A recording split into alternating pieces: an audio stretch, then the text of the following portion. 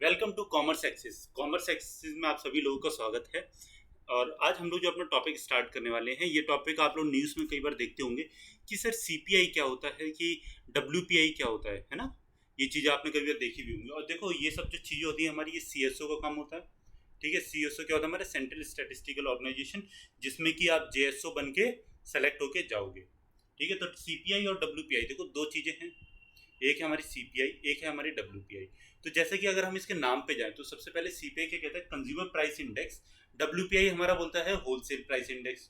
तो consumer price index का मतलब है कि हम जो हमारा इंडिविजुअल जो कंज्यूमर है ना, क्योंकि कंज्यूमर है इसमें, तो कंज्यूमर हमारा कैसा होता है? इंडिविजुअल। होलसेल की अगर हम बात करें, तो होलसेल में एक हमारा बोलेंगे कि हमारी समेशन, या फिर एक ग्रुप ऑफ कंज्यूमर, या फिर अगर हम बोलें कि हमारी इंडस्ट्रीज जो आती हैं, वो हमारी किस में आती हैं? डब्ल्यूपीआई में आती है। तो आज मैं, अगर आप लोग हमारे चैनल पर नए हैं, तो मैं आपको बता दूं कि हम लोगों ने जेएसओ डबल ए और इंग्लिश मेंस के लिए एक फ्री बैच लॉन्च किया हुआ है। आप हमारे चैनल को सब्सक्राइब कर सकते हो, बिल्कुल फ्री वीडियोस यहाँ पे देख सकते हैं। ठीक है, तो आज जो हम अपना टॉपिक पढ़ने वाले हैं बहुत ही ज़्यादा इंटरेस्टिंग है, और आपको मतलब अपनी डेली लाइफ में ये टॉपिक देखने को मिलता भी है। क्योंकि सरकार जो होती है, उसका महंगाई, इन्फ्लेशन या फिर डिफ्लेशन किससे पता लगता है? वो होता है हमारा मेनली सीपीआई के ऊपर डिपेंड करता है। ठीक है, कि सीपीआई कितना इंक्रीज हुआ है, सीपीआई कितना डिक्रीज हुआ है। अगर हम बात करें जैसे इंडिया जैसी इकोनॉमी में, अगर क्वेश्चन कभी आ जाता है आपके इसमें पेपर में, या फिर कभी इकोनॉमिक्स का कोई भी क्वेश्चन, अभी आप फ्यूचर में कोई पेपर देने के लिए जाते हो, अगर उसमें आपका सीपीआई का कोई भी क्वेश्चन आता है, तो उसमें पूछता है कि क्या सीपीआई बढ़ना किसी भी इकोनॉमी के लिए अच्छा है? और जो इंडिया जैसी कोई भी इकोनॉमी अगर है, जो डेवलपिंग है, या फिर अगर हम बोलेंगे कि मतलब बहुत ही फास्ट जिसकी ग्रोथ है, क्या उसमें सीपीआई बढ़ना अच्छी बात है? तो हम उसमें बोलेंगे कि जी हाँ, बिल्कुल सही बात है। क्योंकि जब तक हमारे मार्केट में इन्फ्लेशन नहीं होगा, या फिर अगर हमारे यहाँ पे कुछ भी तरीके से प्राइसेस नहीं इंक्रीज होंगे, तो इसका मतलब ये है कि हमारी जो इकोनॉमी है वो बढ़ रही है। जब हमारे प्राइसेस इंक्रीज होंगे, इन्फ्लेशन बढ़ेंगे। लेकिन अगर वहीं पे हमारे प्राइसेस अगर गिरने लग जाते हैं, और हमारे यहाँ पे डिफ्लेशन आने लग जाता है, मतलब इन्फ्लेशन का रेट लो हो जाता है, और वो बहुत ही ज़्यादा कम पेस से बढ़ता है, तो इसका मतलब ये है कि हमारी इकोनॉमी जो है वो कहीं ना कहीं नेगेटिव की तरफ जा रही है, और सरकार को उसकी तरफ ध्यान देने की जरूरत है। ठीक है, महंगाई बढ़ना एक अच्छी बात है, बट किस हद तक बढ़ना, वो एक एक मतलब चिंता की बात होती है। कि अगर हम देखें, हमारा जो इन्फ्लेशन रेट है वो +-2 होता है। ठीक है, तो अगर वो +-2 रहता है हमारा इन्फ्लेशन रेट, तो इसमें कोई दिक्कत वाली बात नहीं है। लेकिन अगर वो -2 मतलब -3 हो जाए, तो ये चिंता वाली बात है, क्योंकि हम लोग डिफ्लेशन में चले जाएंगे। और अगर वो +3 हो जाएगा, तो चिंता वाली बात है, क्योंकि हम लोग किसमें? हाइपर इन्फ्लेशन में चले जाएंगे। ठीक है, तो हमको हाइपर इन्फ्लेशन भी नहीं करना, हमको डिफ्लेशन भी नहीं करना। चलो, ये तो कि भाई इकोनॉमिक्स की बात। अब हम लोग पढ़ते हैं अपना क्या, जो हमारा आज का टॉपिक है, सीपीआई। तो सबसे पहले हम लोग अपना सीपीआई कवर करेंगे। ठीक है, फिर उसके बाद में हम लोग क्या अपना डब्ल्यूपीआई को कवर करेंगे। तो देखो, सीपीआई क्या कहता है? द सीपीआई, अब जैसे मैंने आपको एक मतलब समझा दिया, सीपीआई का मतलब क्या है। सीपीआई का एक सिंपल सा मीनिंग अगर हम लोग देखेंगे, तो वो ये होता है कि हमारी कितना, हमारे जो कंज्यूमर जो है, वो प्राइस में उसका रिलेटिविटी में कितना चेंज आया है।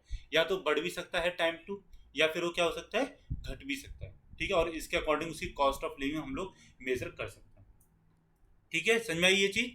और देखो, जो सीपीआई जो होता है, इसको हम लोग इन्फ्लेशन को मेजर करने के लिए एक काउंटर, मतलब कि हम लोग ये देखेंगे कि हमारा इन्फ्लेशन कितना घट रहा है, बढ़ रहा है, वो सब कुछ सीपीआई के ऊपर ही डिपेंड करता है। बच्चों को आगे बात समझ में? आगे चले? ठीक। द कंज्यूमर प्राइस इंडेक्स क्या कहता है? द कंज्यूमर प्राइस, रुको, इसको तो हम लोग हाईलाइट करेंगे। The consumer price index, CPI, is a measure that examines the weighted average of prices of a basket of consumer goods। ठीक है, बास्केट ऑफ किसकी होगी? कंज्यूमर गुड्स एंड सर्विसेज की होगी। कोई भी हम लोग ऐसा आइटम इंक्लूड नहीं करेंगे जो हमारा इंडस्ट्रीज के टाइम पे आएगा, या फिर हमारा कोई भी एक ऐसा आइटम जो कि किसमें? होलसेल में जाता है, क्योंकि वो हमारा डब्ल्यूपीआई में जाएगा। Such as transportation, food and medical care. ठीक है, ये हमारी बेसिक जो नेसेसिटी है, वो इसमें इंक्लूड होती है। It is calculated by taking price changes for each item in the pre determined basket of goods and averaging them. क्या होता है कि गवर्नमेंट ऑफ इंडिया जो होती है ना, वो प्री डिटरमाइंड करके रखती है क्या? Goods and average, goods and services को। ठीक है, ईयर टू ईयरली, या फिर हम कहेंगे कि हर 3-4 साल में गवर्नमेंट क्या करती है? इसको रिवाइज करती है। तो इससे क्या फर्क पड़ता है? देखो, क्या होता क्या है, जैसे कि हमने, मतलब हमको क्या निकालना है? सीपीआई निकालना है। स्टैटिस्टिक्स हमेशा कैसे चलती है, मैंने आपको कई बार पढ़ा भी चुका हूँ कि स्टैटिस्टिक्स हमेशा प्री डिटरमाइंड गोल्स के ऊपर चलती है। कि मतलब हम लोग कभी ऐसा नहीं कर सकते कि आज ये चीज सोच रहे हैं और वो चीज, उसके हमेशा पहले से कुछ ऑब्जेक्टिव्स डिफाइन होते हैं, है ना। स्टैटिस्टिक्स के हमेशा पहले से कुछ ऑब्जेक्टिव्स डिफाइन होते हैं, और स्टैटिस्टिक्स उसी के अकॉर्डिंग ही काम करती है। तो जब स्टैटिस्टिक्स उसके अकॉर्डिंग काम करेगी, तो इससे क्या हमको फर्क पड़ता है? इससे हमको ये फर्क पड़ता है कि भैया, हमारा जो सीपीआई जो है, मतलब इसको गवर्नमेंट ने पहले से ही सोच के रखा हुआ कि इतने इतने हम लोग चीज़ों को इंक्लूड करेंगे ताकि हम लोग उसको ईयरली भी कंपेयर कर सकें, है ना, कि आज हम लोग 100 चीज़ें इंक्लूड कर दें, कल को हम अपनी इन्फ्लेशन को कम करने के लिए 50 चीज़ें इंक्लूड कर दें। क्यों?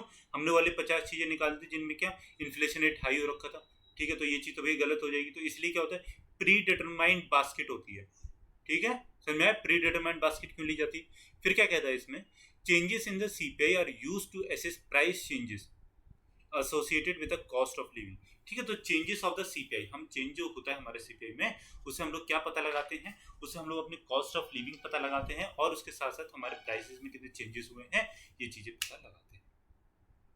इतनी बात आती है समझ में, है ना, क्लियर होता है। चलो ठीक है, आगे चलते हैं। आगे क्या कहता है, देखो इसको मैंने हाईलाइट किया हुआ पहले से ही, मतलब बोल्ड में क्या हुआ है, the consumer price index measures the average change in prices over time that consumer pay for a basket of goods and services. बहुत ही ज्यादा सुंदर से एक डेफिनेशन कही गई है, नीचे चलो यहाँ से साफ कर देते हैं। क्या कहता है कि जो हमारा कंज्यूमर प्राइस जो इंडेक्स जो है, ठीक है, वो किस चीज को मेजर करता है, वो मेजर करता है average change in prices over time that consumer pay for basket of goods and services.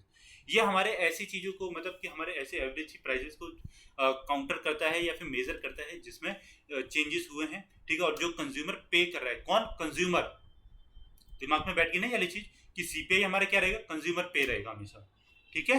It is most widely use major of inflation, जो मैं आपको तब से बता ही रहा था कि किसके लिए, हमारे इन्फ्लेशन के लिए यूज में आता है।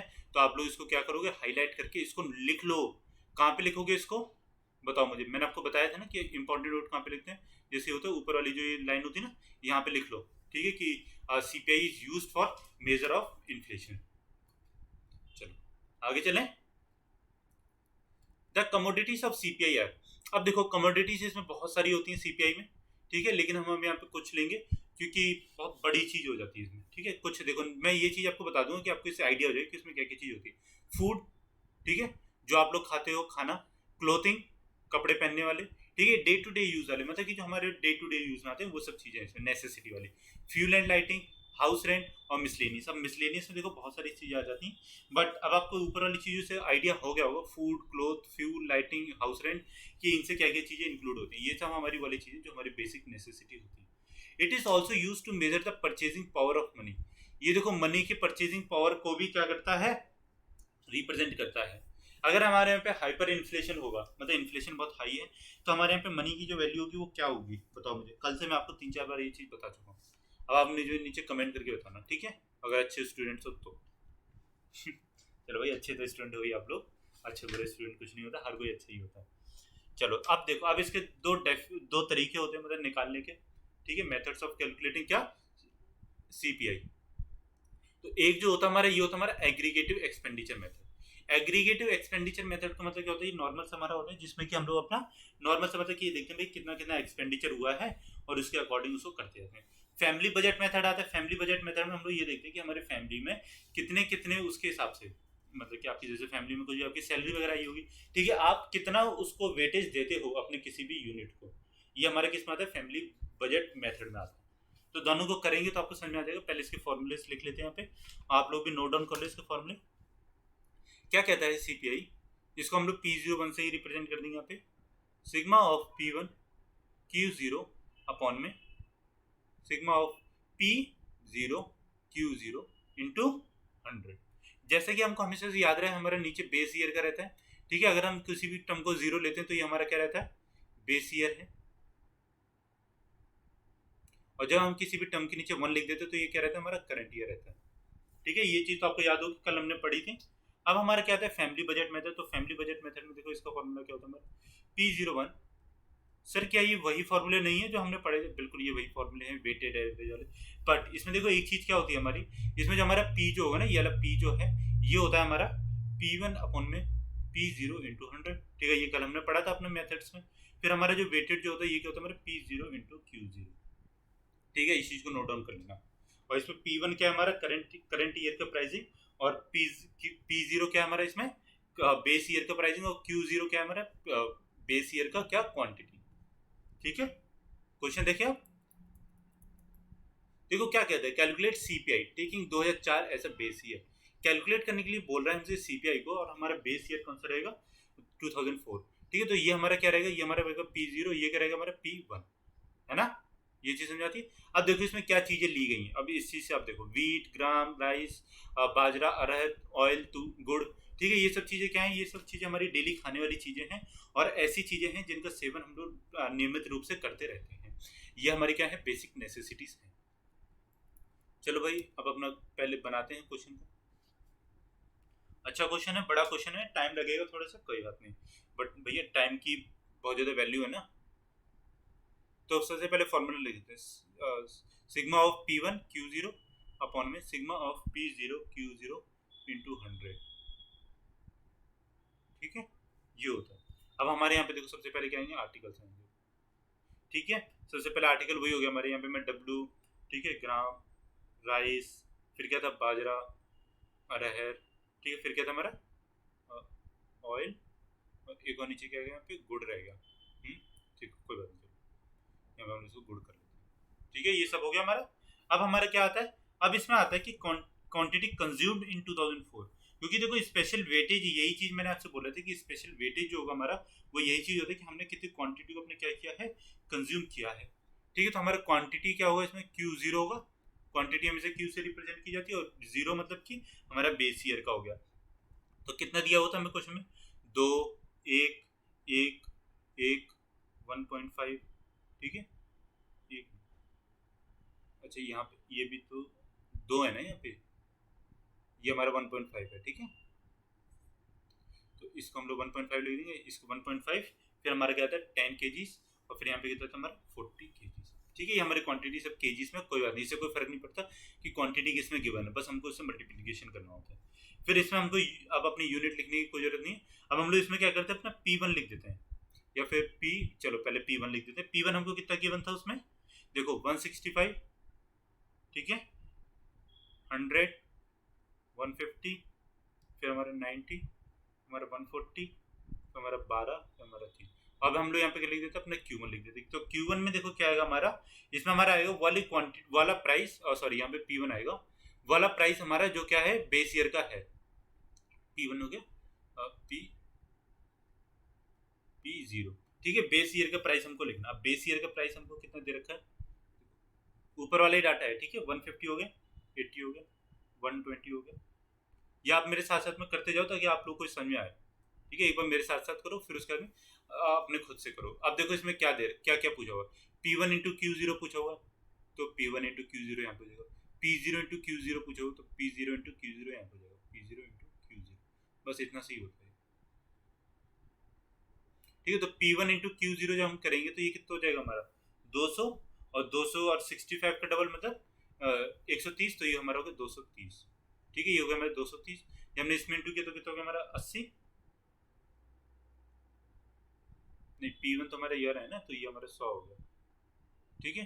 जब हमने इससे इंटू किया तो ये कितना हो गया हमारा 150, इससे इंटू किया तो एक बार 90, और 90 का आधा 45, तो मतलब 135, ठीक है। फिर इसमें किया 140, 140 का आधा 70, 70 210, ठीक है। इस तरीके से जल्दी जल्दी से करेंगे। 120, और ये कितना हो गया हमारा 120।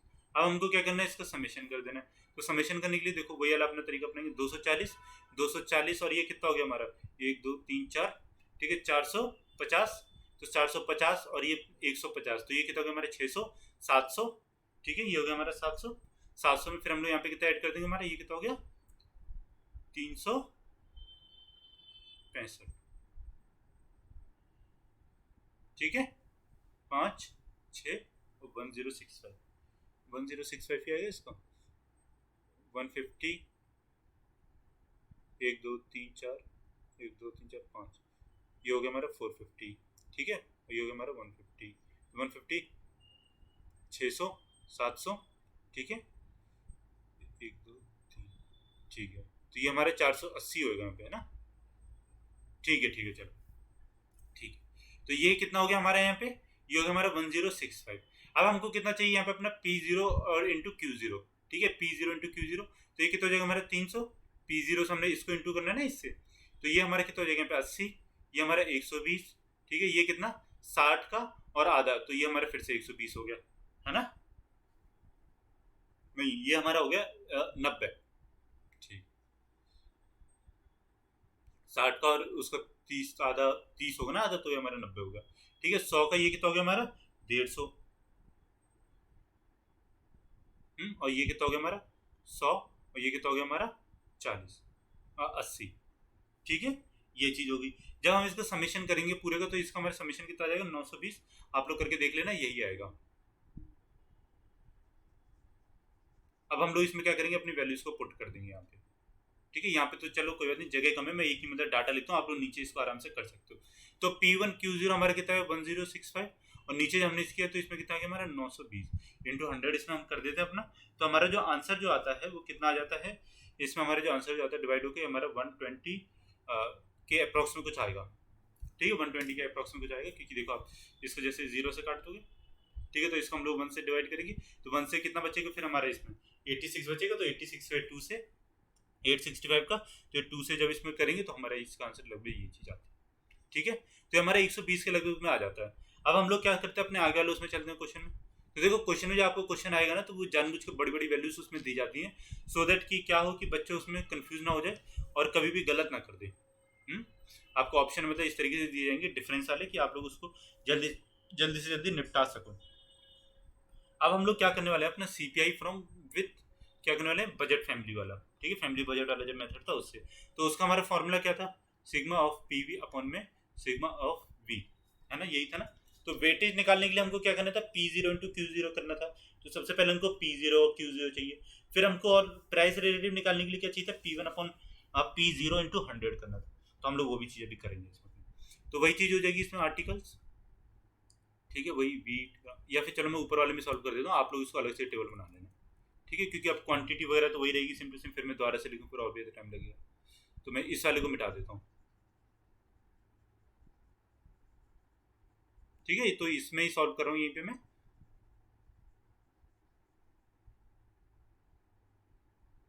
लेकिन आप लोग अपना न्यू पेज पे बनाना है बिल्कुल। ठीक है, आपको कोई कंजूसी नहीं दिखानी। मैं तो इसलिए कर रहा हूँ ताकि आप लोगों का टाइम थोड़ा बच जाए लिखने में। ठीक है, चलो स्टार्ट करो अपना क्वेश्चन। तो देखो सबसे पहले हमारा क्या चीज़ होती है कि भाई फॉर्मूला लिखना, sigma of P V upon में सिग्मा ऑफ वी। ठीक है, पी वी है। अब हमको क्या चाहिए, सबसे पहले हमको अगर वी चाहिए, तो वी के लिए हमको क्या चाहिए, P0 इंटू Q0 चाहिए। तो यहाँ पे P0 इंटू Q0 कर देते हैं। तो P0 इंटू Q0 कितना हो जाएगा हमारा, ये हो जाएगा हमारा 300। ठीक है, 80, 120, 90, और ये 100 और 150। ठीक है, और ये कितना हो गया हमारा 100, और ये कितना हो गया हमारा 80। ठीक है, एक चीज़ हमारी ये होगी, तो ये चीज़ होगी हमारी। अब हम लोग क्या करेंगे अपना, अब हम लोग निकालेंगे अपने इसमें पी। तो हमारा पी क्या था इसमें, आपको याद होगा P1 अपॉन में P0 इंटू 100। ठीक है, तो P1 कितना है हमारा 165, और P0 कितना हमारा 150। ठीक है, तो जब हम इसको डिवाइड करेंगे तो देखो कितना होगा 165 अपॉन में 15 इंटू 10। ठीक है, वो डायरेक्ट मैंने उसको इससे काट दिया ना ऐसे करके, तो यहाँ पर 10 बचा। तो कितना गया हमारा 0 10, तो हमारा हो गया 110। अब हम लोग इसी तरीके से जल्दी जल्दी से डिवाइड कर देंगे। तो भैया P1 अपॉन में P0 था, है ना, तो 100 अपन में 80 हो गया। ठीक है, तो इसका जो हमने निकाला तो इसका हमारे 125 आया वैल्यू। आप इसको डिवाइड करके देख लेना, ये वैल्यूज आएंगे। 150 में जब हमने 120 किया तो 0 से 0 गया इसमें। ठीक है, 12 और 3 और 4 का रेशियो बना, तो 3 और 4 का 75, 125। ठीक है, यहाँ पर हमारा 125 है, 3 और 5 का रेशियो बनेगा। और इसमें से जब हमने काटा तो इसमें हमारी कितनी वैल्यू है, इसमें हमारी 150 आई। ठीक है, और P1 अपन Q0, तो इसमें तो हमारा 140 डायरेक्ट आई गया। ठीक है, इसमें आपको कुछ भी करने की जरूरत नहीं है। और इसमें हमारा 10 से 10 गया, तो ये हमारा 120 हो गया। और P1 अपॉन में P0, ठीक है, तो ये हमारा कितना आ गया 150 यहाँ पे आ गया। ठीक है, ये क्या हो गया हमारा P। अब हमको क्या चाहिए, P इंटू वी चाहिए, तो ये हमारा V था। ठीक है, P इंटू वी चाहिए ना यहाँ के लिए, तो अब हम लोग इसको इंटू कर देंगे। बहुत बड़ी हो रही है हालांकि टर्म्स, लेकिन हमको करना तो वही पड़ेगा ही अगर क्वेश्चन आ गया तो। ठीक है, ये क्वेश्चन आने की चांसेस वैसे कम है, लेकिन मैं आपको तब भी करवा रहा हूँ ताकि आप लोग क्या हो कि मतलब अगर क्वेश्चन आ जाए बाई चांस, तो आप लोग इसको कर दो। ठीक है, और यहाँ पे कितना गया हमारा 135। ठीक, 00 और 140 का 150 का तो 490, तो ये हमारा हो गया लगभग 200। ठीक है, 210 हुआ। ठीक है, ये हमारे तो 12,000 हो गया। और ये हमारा कितना हो गया 00 840 121, तो ये भी हमारा 12,000 है। तो जब हम इसका सम अपना करेंगे तो इसका हमारा जो सम आएगा वो कितना आएगा 11,000। ठीक है, ये हमारा सम आया। अब हमको क्या करना है, बस इसको यहाँ पे पुट कर देना। और नीचे क्या आएगा हमारे सिग्मा ऑफ P0 V था, ठीक है, V हमारा ये आया था, तो हमको इसका सिग्मा चाहिए, तो इसका हमारा जो सिग्मा है वो कितना था 920 था, जो कि हमने अपने पीछे निकाला भी था, ठीक है। अब बस इसको जब हमने अपने सॉल्व करने का क्वेश्चन, तो हमारी इसकी वैल्यू लगभग 126 कुछ आएगी, ठीक है। तो इस तरीके से हमारे क्या चलेगा ये, ठीक है। ये चीज समझ में आई आपको? ये हमने क्या निकाला, अपना सीपीआई निकाला। तो जब भी कब आप क्वेश्चन में अगर सीपीआई के बारे में कुछ भी पूछता है, तो आप लोग उसकी थ्योरी बता दोगे और उसको निकाल के भी दिखा दोगे। अब हमारा क्या आता है डब्ल्यूपीआई। भाई डब्ल्यूपीआई का मतलब क्या होता है, wholesale price index. Wholesale price index important होता है किसी भी इकोनॉमी के लिए, क्योंकि इससे हम लोग क्या करते हैं, एक अपना ब्रॉड वो देखते हैं कि हमारी इकोनॉमी किस तरफ जा रही है ना। क्योंकि देखो इसमें क्या हमारी इंडस्ट्रीज वगैरह पता लगती है कि भैया हमारी इंडस्ट्रीज अच्छे से चल रही है नहीं चल रही है, कहीं ऐसा तो नहीं हमारी इंडस्ट्रीज डूबने लग गई हैं, ठीक है, तो उस पर ध्यान देने की जरूरत है। तो होलसेल प्राइस इंडेक्स क्या कहता है, पहले इसकी डेफिनेशन देखते हैं। A wholesale price index is an index that measures the tracks the changes in the price of the goods in stages before the retail level, ठीक है। मतलब जब वो रिटेल में कोई भी हमारा प्रोडक्ट पहुंचेगा, उससे पहले हम लोग क्या करते हैं, उसके प्राइस लेवल को चेक करते हैं, तो हमारा डब्ल्यूपीआई में आता है। This refers to goods that are sold in bulk. कैसे हैं, बल्क में है, ट्रेडेड बिटवीन एंटिटीज और बिजनेसेस। मतलब कि बिजनेसेस की, मतलब बी टू बी बिजनेस जिसको हम लोग कहते हैं, ठीक है, बी टू बी बिजनेस जिसको हम कहते हैं, बिजनेस टू बिजनेस, उस वाले केस में हम लोग डब्ल्यूपीआई को अपने निकालते हैं, ठीक है। कंज्यूमर अगर है, किसी भी कंज्यूमर को बेचा गया है, तो उसको हम लोग किसमें, सीपीआई में डाल देंगे। Usually expressed as a ratio of percentage, the WPI shows the included goods average price changes. It is often seen as one indicator of countries level of inflation. इसको भी हम लोग क्या अपने कंट्री के इंडिकेटर देख सकते हैं, किसके रूप में, लेवल ऑफ इन्फ्लेशन के रूप में। बट जो हमारा बेसिक जो तरीका है, मतलब कि अपने गुड्स को देखने का, वो होता है हमारा सीपीआई के थ्रू इन्फ्लेशन को चेक करने के लिए। क्या कहता है, a WPI measures and tracks the changes in the price goods before they reach consumers, ठीक है। Good that are sold in bulk traded between entities or businesses rather than consumers, ठीक है, ये चीज वही होगी। Wholesale price indexes are one indicator of a country's level of inflation, ठीक है भाई। ये भी बात हम लोग मान लेते हैं कि WPI भी उसका इंडिकेटर होता है, बस जो मेन जो इंडिकेटर होता है वो हमारा कौन सा होता है, सीपीआई होता है। अब क्या कहता है, to provide estimates of inflation at the wholesale transaction level for the economy as a whole. This helps in timely intervention by the government to check inflation in particular in essential commodities before the price increase spill over to retail price। क्या कहता है कि WPI हमको major करना इसलिए important हो जाता है, क्योंकि कई बार गवर्नमेंट क्या करती है ना, कि इसी के थ्रू ये चीज पता लगाती है कि हाँ भाई हमारा जो प्राइस है, कहीं ऐसा तो नहीं कि होलसेल में ही इतना ज्यादा है कि जब रिटेल में पहुंचेगा तो वो इतना ज्यादा हो जाएगा कि जो हमारा रिटेलर जो है वो क्या करेगा, वो तो उसको पे ही कर ही नहीं पाएगा, ठीक है। तो इसके लिए गवर्नमेंट क्या करेगी, उसके ऊपर कुछ इंटरवेंशन कर सकती है। कैसे, एक आपको लाइव एग्जांपल देता हूँ, इसका मतलब बताता हूँ। क्या हुआ कि जब हमारे टाइम में कोरोना जब फैला, ठीक है, तो उसका डब्ल्यूपीआई प्राइस निकाला गया, किसका, ऑक्सीजन वगैरह का, है ना, ऑक्सीजन का। या फिर अगर हम बात करें किसकी, फेबी फ्लू की, हाँ, और भी रेमडेसिविर थी, ठीक है। इन सब चीज़ों का क्या, होलसेल में प्राइस बहुत ज़्यादा हाई था, तो गवर्नमेंट ने इसमें इंटरवेंशन किया। गवर्नमेंट ने कहा कि भाई इतने ज़्यादा प्राइस मत रखो, इसके प्राइसेस को थोड़ा लो करो। या फिर अगर हम बात करें किसकी, जो हमारी वैक्सीन आ रही हैं अभी, किसकी, कोरोना की, ठीक है, कोविड की जो वैक्सीन जो आ रही हैं, आपने लगवा ली होंगे आई होप, अगर नहीं लगवाई तो लगवा लो भाई, ठीक है, बहुत ज़्यादा जरूरी है, तो आप लोग लगवा लो। तो जैसे हमारी जो वैक्सीन जो आ रही है, हाँ, तो क्या होता है कि गवर्नमेंट, कई बार हम न्यूज़ में सुनते हैं कि हमारे कुछ, जैसे कि कुछ हमारी ऐसी दवाइयां हैं, वैक्सीन हैं, जो अभी गवर्नमेंट के साथ में टॉक्स में है, मतलब कि उनसे बातचीत चल रही है किसमें, प्राइस को लेकर। तो जो प्राइस को लेकर जो प्राइस चल रहा होता है, हमारे डब्ल्यूपीआई के उसमें चल रहा था, होलसेल प्राइस इंडेक्स में।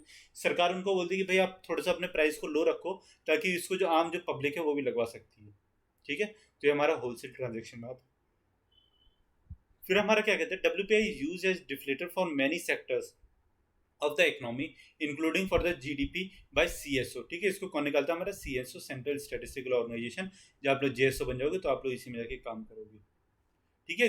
Global investors also track WPI as one of the macro indicators for their investment decisions. आप देखो, in the revise WPI basket total 199 items have been added, ठीक है। तो इसमें देखो कितने 199 आइटम्स को ऐड किया गया था, 146 आइटम्स हैव बीन डिलीटेड, तो इसमें से 146 आइटम्स को निकाल दिया गया। In all 498 items are common between 2004, 5, 2011, 12 से, ठीक है। तो कितने हमारे 498 आइटम्स हैं लगभग इसमें, किसमें, हमारी डब्ल्यूपीआई की जो बास्केट है उसके अंदर, ठीक है। आप देखो, आप इसमें क्या, इसको तीन चीजों में डिवाइड किया जाता है। एक क्या होती है हमारी प्राइमरी, और एक क्या होती है हमारी फ्यूल एंड पावर, एक होती है हमारी मैन्युफैक्चरिंग, ठीक है। तीनों को नोट डाउन कर लो। एक क्या होती है हमारी प्राइमरी आर्टिकल्स, एक मिनट रुको, एक होता है हमारा क्या, प्राइमरी आर्टिकल्स, ठीक है, एक क्या होता है हमारा फ्यूल, हाँ एक क्या होता है हमारा मैन्युफैक्चरिंग। ठीक है, अभी मैं आगे आपको बताऊंगा इसमें क्या क्या चीजें आती हैं। तो देखो प्राइमरी मार्केट हमारे वाले हैं जो कि हमारे किससे ज्यादातर हमारी प्राइमरी जो भी रिसोर्सेज हैं या फिर हमको प्राइमरी जो भी कोई चीज चाहिए वो चीज इंक्लूड होती है क्या, जैसे वेजिटेबल्स हो गए, फ्रूट्स हो गए, ठीक है, radish, carrot, cucumber, bitter gourd, bitter gourd, ठीक है, और मौसम्बी, पोमग्रेनेट, ठीक है, तो ये सारी चीजें होगी, मतलब जैसे फ्रूट्स हो गए। अब मिनरल ग्रुप की जब हम बात करें तो क्या, कॉपर कॉन्सेंट्रेट, लेड, ठीक है, ग्रेनाइट, ग्रेनेट, ये सब चीजें इसमें आती हैं। कॉपर, कॉपर और आ गया, जिप्सम आ गया, कोलिन आ गया, डोलोमाइट आ गया।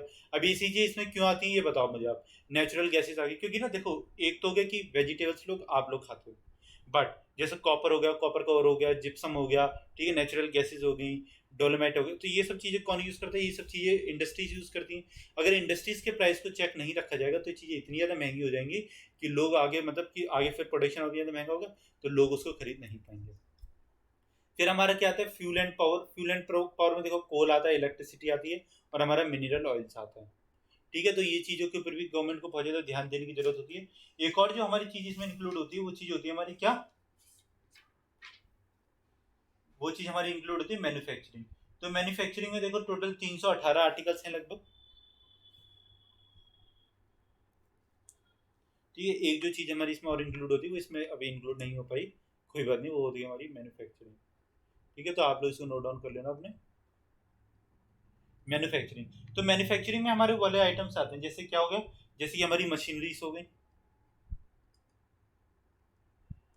ठीक है, फर्टिलाइजर्स हो गए हमारे, जो कि हमारे कौन किसान भाई लोग यूज करते हैं। ठीक है, फर्टिलाइजर्स हो गया, आपने देखा भी होगा कि गवर्नमेंट की कुछ ऐसी यूनिट्स होती हैं जो कि इसमें आती हैं। फिर हमारी शुगर होगी, शुगर पे तो गवर्नमेंट भाई वो लगाती रहती है। ठीक है, पेपर हो गया हमारा, फिर हमारे क्या हो सकता है, लेदर हो सकता है। तो मतलब कुल मिला के अगर बात बोली जाए तो इसमें 318 आइटम्स हैं जो कि आप लोग कभी याद नहीं कर सकते और आपको याद करने की जरूरत नहीं, बट आपको बेसिक एक बार ये चीज देखनी पड़ेगी कि इसमें क्या क्या चीजें होती हैं। तो फिर इससे क्या होता है हमारा, इससे हमारे सारे का सारा फर्क पड़ जाता है कि हाँ भैया हम, मतलब कि इससे हम लोगों को एक बार पता लग जाए कि हाँ ये चीजें हैं इसमें, तो ये चीज इसमें होगी अगर क्वेश्चन में कभी पूछ ली जाती है तो। अब देखो इसमें एक और चीज है जो कि बहुत ज्यादा इंपॉर्टेंट हो जाती है, इसके लिए आप एक टेबल बनाओ। ठीक है, 3 पार्ट से इसको डिवाइड करो और ऐसे करके एक बनाओ। यहाँ पे आप लोग क्या लिखोगे, अपना प्राइमरी आइटम्स, ठीक है, जो कि WPI के हैं। फिर यहाँ पे क्या लिखोगे आप लोग, अपना फ्यूल, और यहाँ पे क्या लिखोगे, अपना मैन्युफैक्चरिंग। ठीक है, पूरा पूरा लिखना है। तो प्राइमरी में देखो, सबसे पहले प्राइमरी की जब हम बात करें तो प्राइमरी में WPI का कितना वेटेज होता है, तो इसका जो वेटेज है 22.02 होता है। फ्यूल का कितना वेटेज होता है, मतलब कि आइटम्स का 14.23 होता है। और अगर हम मैन्युफैक्चरिंग की बात करें तो इसका 63.75 का वेटेज इसमें इंक्लूड होता है। तो इसका जब वेटेज हमारा इंक्लूड होगा तो ये सबसे ज्यादा हाई वेटेज देखो कौन आया नहीं, एक मिनट मैं ऊपर कर देता हूँ। ठीक है, अब आपको आ गया, हाँ। तो देखो सबसे ज्यादा हाई जो वेटेज जो इंक्लूड होता है वो किसका होता है, हमारा मैन्युफैक्चरिंग सेक्टर का होता है। ठीक है, तो आपको मैन्युफैक्चरिंग में देखना है कि सबसे ज्यादा हाई वेटेज मैन्युफैक्चरिंग का होता है, किसमें, WPI में। फिर हमारा प्राइमरी का होता है, सबसे कम हमारा किसमें होता है, फ्यूल का होता है। ठीक है, क्वेश्चन अगर आ जाए कि सबसे ज्यादा हाई वेटेज किसका WPI में, तो आप लोग उसको किसमें करके आओगे, मैन्युफैक्चरिंग में। तो चलो अपनी आज की क्लास यहीं पे खत्म करते हैं, और मैं आपको बता दूं कि हमारी स्टैटिस्टिक्स तो खत्म हो गई। अब आप लोग क्या अपना स्टार्ट करेंगे, प्रोबेबिलिटी स्टार्ट करेंगे। ठीक है, तो प्रोबेबिलिटी हमारी मंडे से स्टार्ट होगी। तो उसमें थोड़ी, मतलब प्रोबेबिलिटी थोड़ी हार्ड होती है स्टैटिस्टिक्स के मुकाबले, बट कोई बात नहीं, हम लोग इजी करके पढ़ेंगे और एक एक चीज को क्या करेंगे अपने कंपेयर, क्योंकि मतलब आसान करके पढ़ेंगे चीज़ों को। ठीक है, आपको कुछ भी हार्ड नहीं लगेगा। उससे पहले मैं आप बता दूं कि हम लोग इस चैनल, मतलब कॉमर्स एक्सेस पर अगर आप लोग नए हैं तो हमारे चैनल को सब्सक्राइब कीजिए, हमारी वीडियोस को लाइक कीजिए, दूसरों तक शेयर कीजिए। बताइए कॉमर्स एक्सेस आप लोगों को किस तरीके से फ्री बैच दे रहा है, किसका, JSO AAO का और इंग्लिश का। ठीक है, आप लोग पढ़ सकते हैं और फ्री में इसका लाभ उठा सकते हैं। बाकी मंडे को मिलते हैं अपनी नेक्स्ट वीडियो के साथ में। Thank you so much for watching this video.